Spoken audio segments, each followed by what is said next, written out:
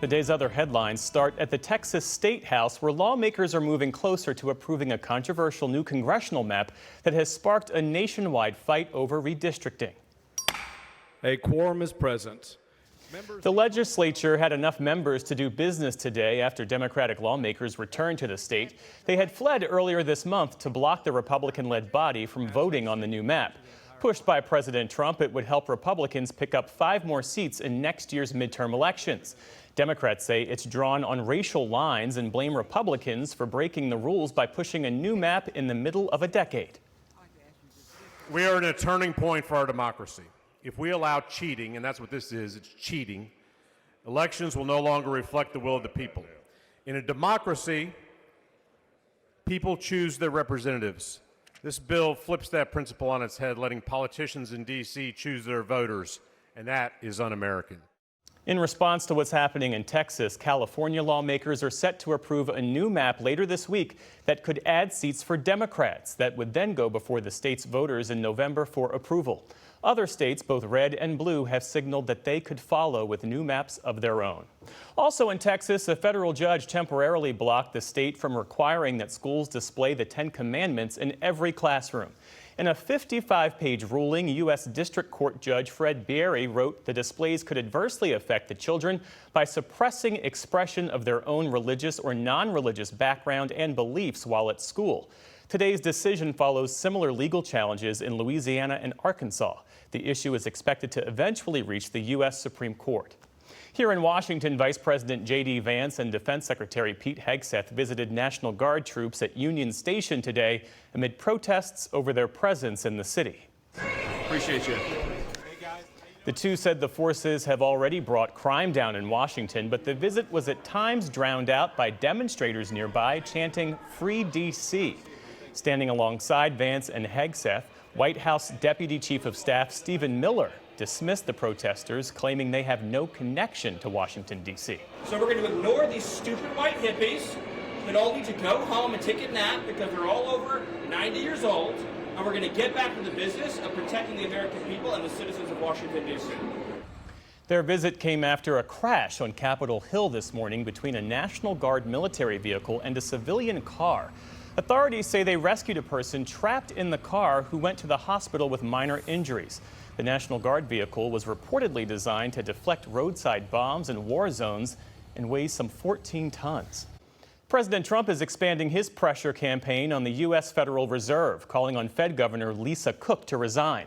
That's after the head of the U.S. Federal Housing Finance Agency, Bill Pulte, accused her of mortgage fraud, writing that she, quote, falsified bank documents and property records to acquire more favorable loan terms. Pulte alleges that Cook had claimed her homes in both Atlanta and Michigan as primary residences when taking out loans. The Fed declined to comment on the accusation. It comes amid a broader push by President Trump to force the central bank to cut interest rates.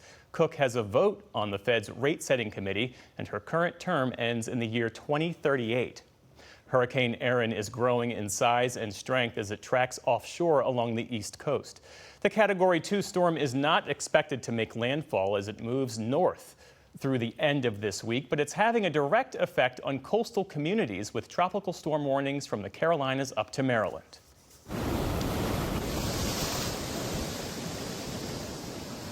In North Carolina, officials warn that ocean swells could rise as high as 20 feet, swamping beachfront neighborhoods. The state's governor is warning residents that rip currents and other threats are a real concern. Folks on the coast need to take care. I want to emphasize the importance of taking this storm seriously because it's a serious storm and conditions can deteriorate quickly. Farther north, states like New Jersey and Delaware have closed some beaches for the day, while New York City closed all its beaches to swimming today and tomorrow.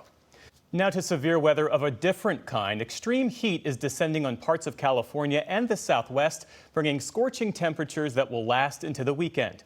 Forecasters expect the high tomorrow in downtown Los Angeles to hit 95 degrees. Just outside the city, stretching into parts of Arizona, temperatures will rise up to 115 degrees. LA's mayor is warning everyone to take the heat seriously. These temperatures could be dangerous, especially for our most vulnerable residents, children, pets, people who work outside, unhoused Angelenos, and those with certain health conditions. The higher than normal temperatures and low humidity will also increase the fire danger in the region. California's Governor Gavin Newsom is preemptively deploying firefighting crews and equipment to high-risk areas in the state. In the Middle East, the Israeli military said today it's moving forward with its planned operation to take over Gaza City. A spokesperson says troops have already started circling the outskirts of the city. To support that effort, Defense Minister Israel Katz approved a plan to call up 60,000 new reservists while extending the service of another 20,000 already on active duty. The buildup comes as many Palestinians have sought shelter in Gaza City, though it's far from safe from Israeli strikes. Medics say 2 children were killed in this house overnight. It's a systemic and programmed plan to displace people, destroy houses, and make it a burnt land. Meantime, Israel has given final approval for a new settlement project that would slice the occupied West Bank in 2. The E1 settlement, as it's called, is significant because it would block a potential route between Ramallah and Bethlehem. The international community largely sees Israeli settlements in the West Bank as illegal. The UK and Germany have joined Palestinian rights groups in condemning the plan, saying it could derail any hopes for a future Palestinian state. Back here at home, Target is shaking up its leadership as the retailer struggles with rising competition and the lingering effects of a consumer boycott. Current CEO Brian Cornell plans to step down in February. He'll be replaced by company veteran Michael Fidelki, who is credited with overhauling Target's supply chains and expanding its digital services. Target faced boycotts earlier this year when it scaled back diversity, equity, and inclusion initiatives, or DEI. Today's CEO announcement comes as Target reported another quarter of sluggish results. The company's stock fell more than 6% on the day. Elsewhere on Wall Street today, tech stocks once again weighed on the broader markets. The Dow Jones Industrial Average managed a slight gain of just 16 points, but the Nasdaq slipped more than 140 points, and the S&P 500 also ended in negative territory. And Judge Frank Caprio, who enjoyed a wide following on social media due to his kind approach in his Rhode Island courtroom, has died. Now, we're talking about your father, right? Now, you're going to say guilty or not guilty? What do you say?